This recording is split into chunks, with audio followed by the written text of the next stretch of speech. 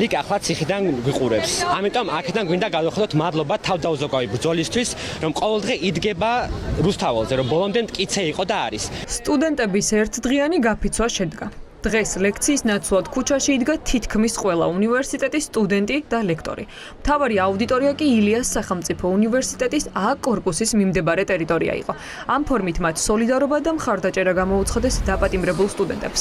19 წლის თათია აფრიამაშვილს და 20 წლის ლიკა ლორდქიფანიძეს, რომლებიც ადმინისტრაციულ პატიმრობაში ივანიშვილის პარტიის დეპუტატის მარიამ ლაშხის საჩივრის საფუძველზე გაუშვეს.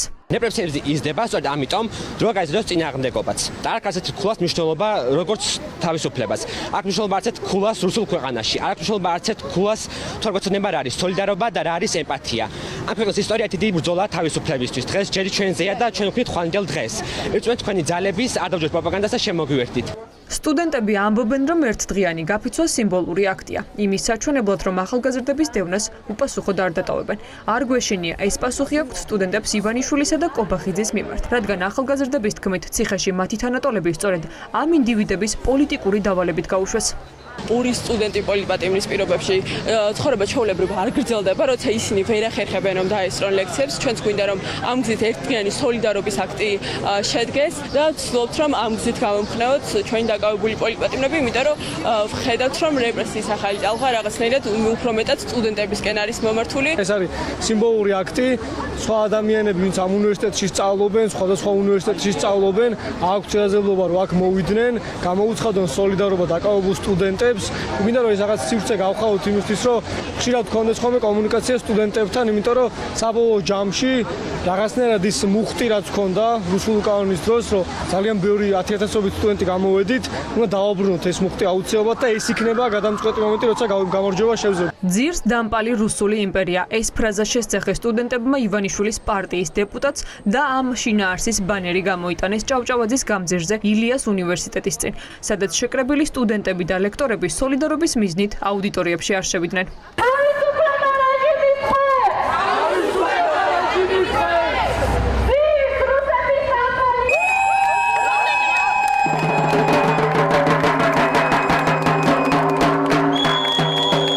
ამ თვეების განმავლობაში ჩვენი რექტორისგან არა მარტო ჩვენი სხვა უნივერსიტეტებშიც იგივე ხდებოდა, ვიღებდით არაერთ შევიწროებას და საბოლოო ჯამში მივედით იქამდე, რომ დღეს ორი სტუდენტი დაპატიმრებულია მხოლოდ იმის გამო, რომ გააჟღერეს ფრაზა ძირს რუსეთის დამპალი იმპერია, რასაც აუცილებლად უერთდები და თუ ეს ადამიანები ამ ფრაზას არ უერთდებიან, კიდე ერთხელ ამტკიცებს, რომ ამ სისტემის ნაწილი არიან და ებრძვიან ამ ქვეყანაში თავისუფალ ადამიანებს და ჩვენს თავისუფლებას და ამის უფლებას არ მივცემთ, რომ წაგვართონ ეს ყველაფერი და საბოლოო ჯამში ჩვენც რუსეთის იმპერიის ნაწილი გავხადონ. მთავრობა გვაშინებს და გვეუბნება, რომ აი ყველას შეგეხებით და უკვე გამონაკლისი არავინ აღარ იქნება და არავის მიმართ გამოწყალებას არ გამოვიჩენ თუ რაღაც ასეთი.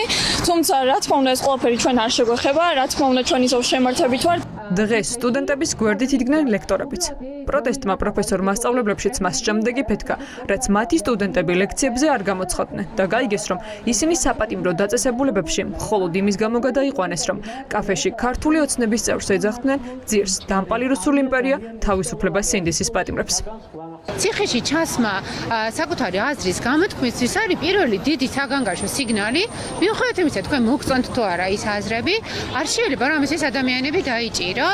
ეს არ არის არ მოუტანს სარგებელს არავის და შექმნის თანდათან ისეთ სახებადო სიტუაციას, როცა თქვენ შეგეშინდებათ, რომ თქვენი აზრი გამოთქვათ და მე თქვენც რომ დაგიჭერენ, არავინ არ აღმოჩნდება, ვინც გამოვა და დაგიცავთ ასეთი პატარა ნაბიჯებით, თანდათან მყარდება დიქტატურას. მე მგონია რომ ლექტორების ვალდებულება პირველ რიგში რომ ჩვენ არა მხოლოდ ის ცოდნა გადავცეთ რომლისთვისაც სასწავლო არ არის უნივერსიტეტი მხოლოდ უნივერსიტეტი აუცილებლად უნდა ზრდიდეს უნივერსიტეტის მესამე მისიით ადამიანებს რომლებსაც აქვს სოლიდარობის გრძნობა, ემპათიის გრძნობა და პირველ რიგში ისინი არიან ადამიანები.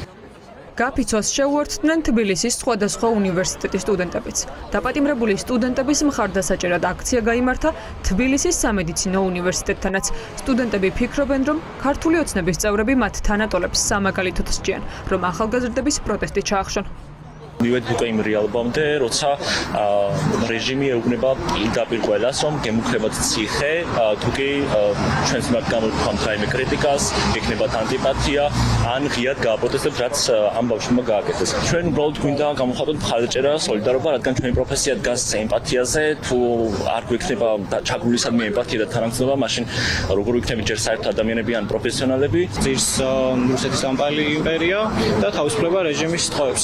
ეს იყო მთავარი მიზეზი, ალბათ რის გამოდაც მარიამ ლაშმა გადაწყვიტა, რომ მათთვის სასამართლოში სარჩელი შეეტანა და რა თქმა უნდა, დემოკრატიული მმართველობის ქვეყანაში ეს არის მხოლოდ რეჟიმის გამყარება.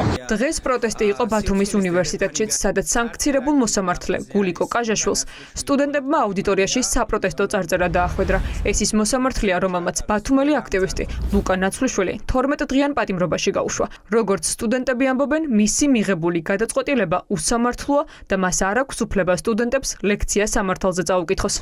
გულიკო კაჟაშვილს მოსამართლეს, რომელმაც უკანონო პატიმრობაში გაუშვა ლუკა ნაცვლიშვილი, შევახსენეთ, რომ ის არ იმსახურებს, რომ ასწავლოს სამართალი ბათუმის შოთა რუსთაველის სახელმწიფო უნივერსიტეტის სტუდენტებს, ვინაიდან მას სამართალთან არანაირი შეხება არ აქვს. დაფაზე დაუტოვეთ წარწერა, რომ ლუკა ნაცვლიშვილი არის პოლიტპატიმარი, რის შემდეგაც რამდენიმე სტუდენტმა პროტესტის ნიშნად დატოვა აუდიტორია. გულიკო კაჟაშვილს მოუწია სირცხვილის დერეფნის გავლა და შერცხვენილი იჯდა ლექციაზე მთელი ლექციის განმავლობაში. დაპატიმრებული სტუდენტების გათავისუფლების მოთხოვნით პროტესტი გრძელდება. სტუდენტები პარასკევს 5 საათზე პარლამენტის უკან ისევ შეიკრიბებიან.